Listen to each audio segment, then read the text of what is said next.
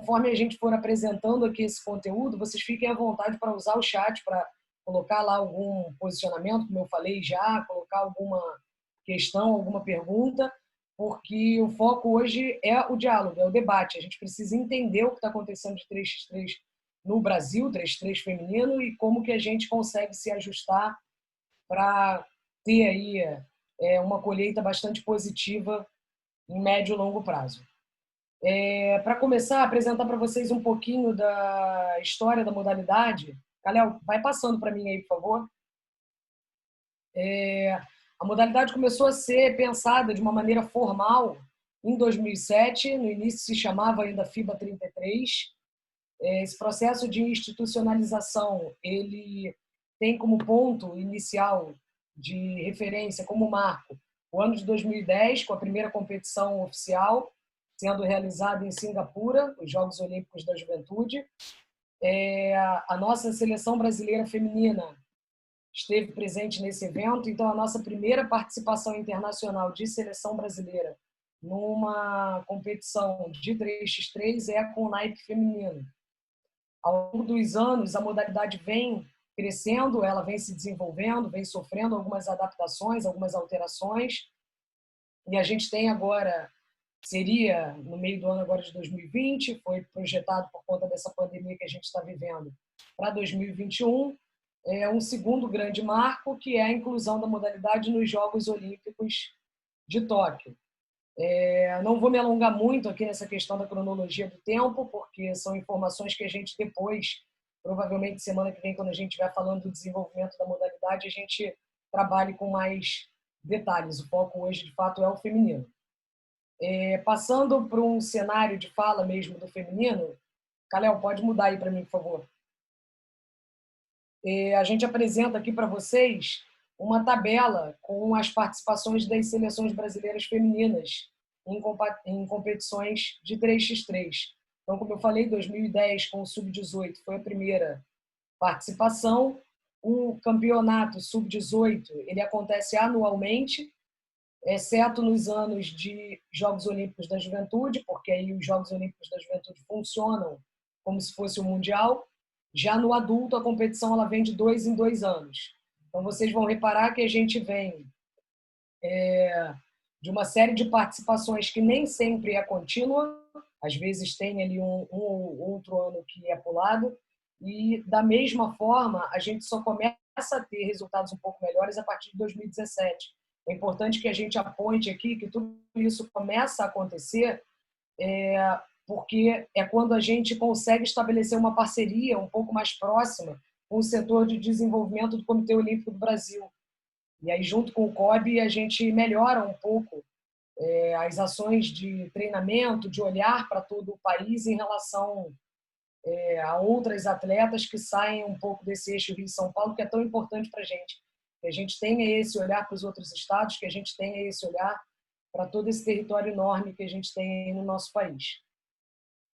Calhau, pode passar para o próximo. Aqui a gente apresenta um pouco o que é o 3x3 em termos institucionais aqui no nosso país. A gente tem aqui representado no centro do triângulo a entidade máxima, que é a FIBA.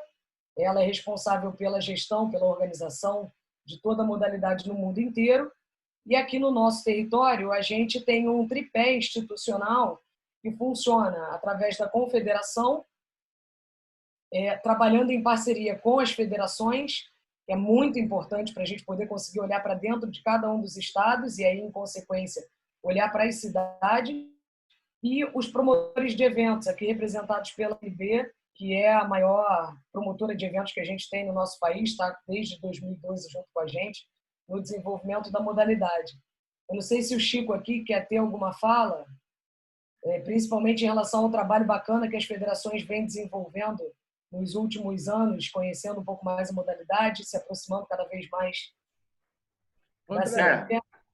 Só aproveitando a deixa, eu estou avisando o pessoal, eu estou acompanhando o chat aqui, quem quiser dúvidas, quiser ir mandando, aí eu vou repassando aqui para a Andréa. Beleza. Eu queria só também aproveitar a presença de alguns presidentes que a gente está até no lado externo conversando um pouco sobre o desenvolvimento da modalidade dentro da sua federação, com criação do departamento, e está indo bem. E lembrando que é muito importante, como eu disse no início, que outras pessoas, né, como assim, a ANB é um promotor grande, mas que todo mundo tem essa oportunidade, desde que comece a criar com o que tem. 4 times, faz torneios. O importante é o desenvolvimento da modalidade. Então, tem todo esse tripé aqui que a gente entende com ferramentas, informações, e a CBB se coloca nessa condição hoje para ajudar todos a terem a mesma oportunidade, passando as informações. Então, é muito importante esse envolvimento com promotores independentes, junto com federações e vice-versa, né? E a CBB se coloca nessa condição de ajudar todos, desde que sejamos requisitados. Só um detalhezinho que eu esqueci de falar no início, porque muita gente me conhece, mas para quem não me conhece, eu sou coordenador, o gerente de desenvolvimento da modalidade 3x3 no Brasil. Vai, André. Dando continuidade, os atletas aqui, dentro desse cenário institucional, eles têm uma conexão direta, tanto com o CBB quanto com o FIBA, com as federações e com os promotores. A gente vai falar disso um pouquinho mais para frente e até de uma maneira mais detalhada na semana que vem, quando a gente vai falando do desenvolvimento. Galéo, muda aí para mim, por favor, o slide. Aqui nesse cenário, a gente apresenta para vocês, com dados dessa semana que a gente está correndo agora, uma informação importante, já que o foco da gente hoje é o basquete feminino, o 3x3 feminino. Embora nós tenhamos 32 mil atletas de 3x3 inscritos na plataforma FIBA, apenas 15% desse universo de atletas são mulheres. Então, 5.400 atletas aproximadamente representa 15%. É um número que a gente precisa aumentar. A gente tem hoje em competições internacionais o feminino e o masculino quase que igualado. E para nós aqui em território brasileiro, essa desigualdade ela acaba sendo representada negativamente com a nossa ausência de competições. A gente vai falar um pouco também disso um pouco mais para frente. Para que a gente participe de competições FIBA de seleção, a gente precisa ter um volume de participação em eventos, um volume de atletas ranqueados pontuando bastante alto.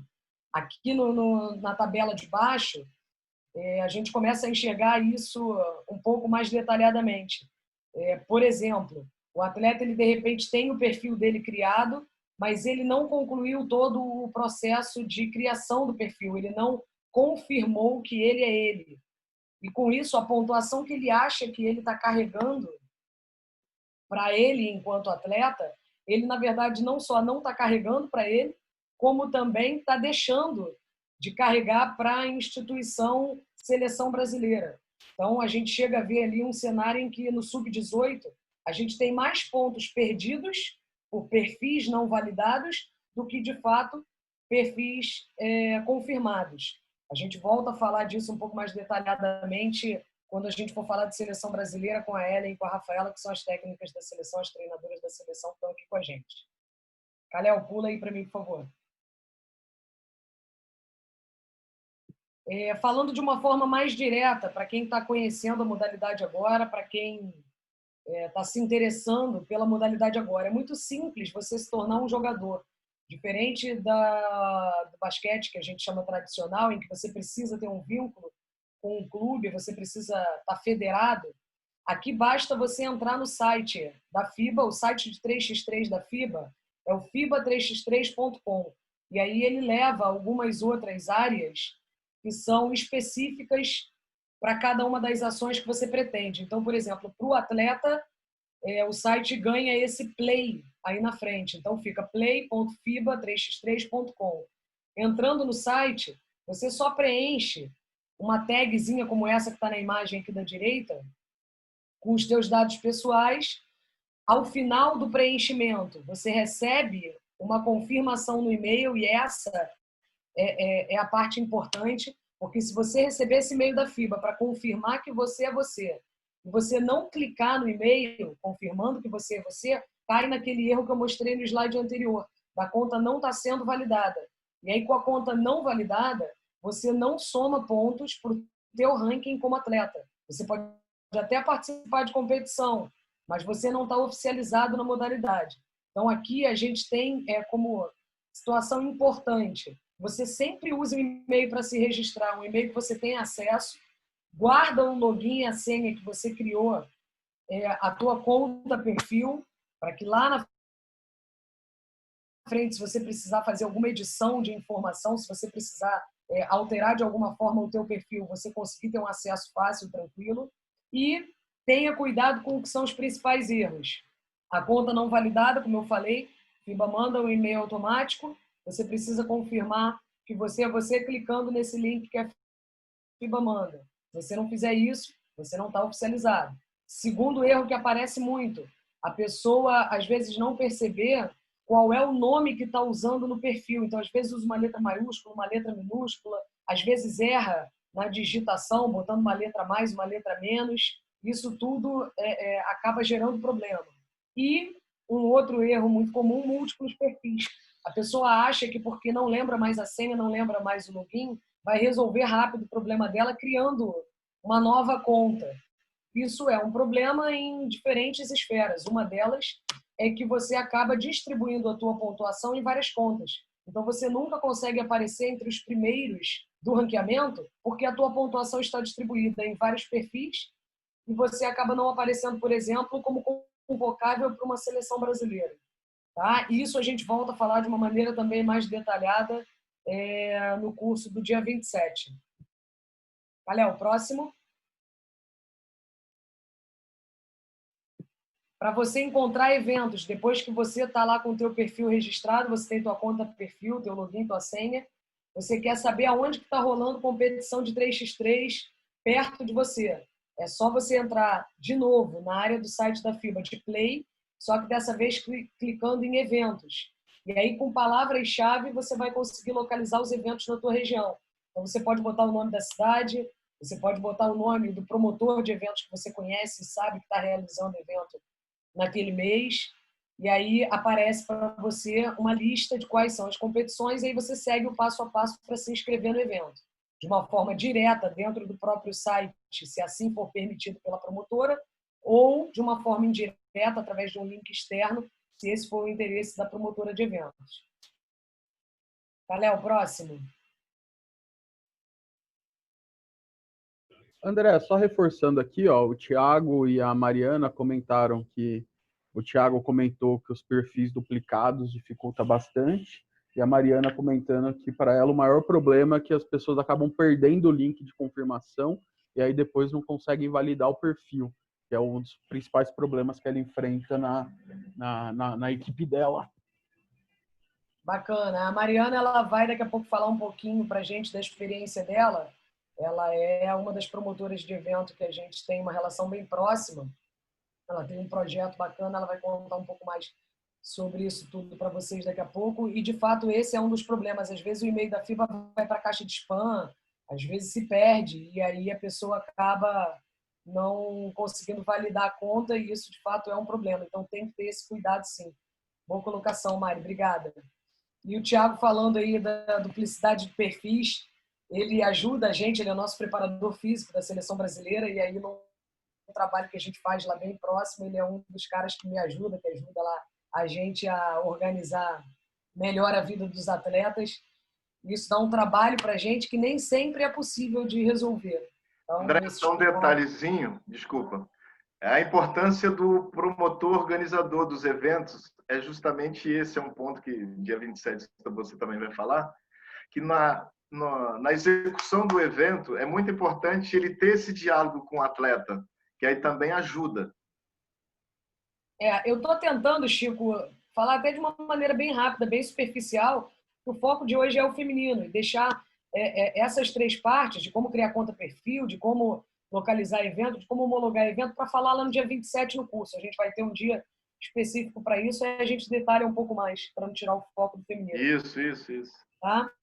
Então, assim, só para registrar, a FIBA proporciona para qualquer um que queira organizar eventos homologados de 3x3 uma área específica do site, que é o Event Maker. Na verdade, ajuda bastante a gente, porque é um sistema em que a gente consegue executar todo o evento, desde a organização, pré-evento, até, de fato, o que acontece durante o evento, e finalizar ele com relatórios, com apresentação de conteúdo pós-evento. Não vou me alongar muito aqui, a gente fala detalhadamente, como eu já disse, no dia 27 sobre isso. Calhau, pula aí para mim. Só lembrando aqui que o curso vai ter certificado para quem participar. Então, bem legal aí para o pessoal para aprender e já ganhar um certificado. Legal, bacana. Eu vou encerrar minha fala aqui agora, porque de fato era só uma apresentação de todo esse cenário e a gente continua essa construção desse diálogo. Eu vou convidar a Ellen, que além de ser treinadora da Seleção Brasileira, ela tem uma história bem bacana para trocar com a gente, falando um pouco do desenvolvimento da base através do Instituto Mangueira do Futuro. Ellen, está contigo. Obrigada, Andréia. Bom dia a todos.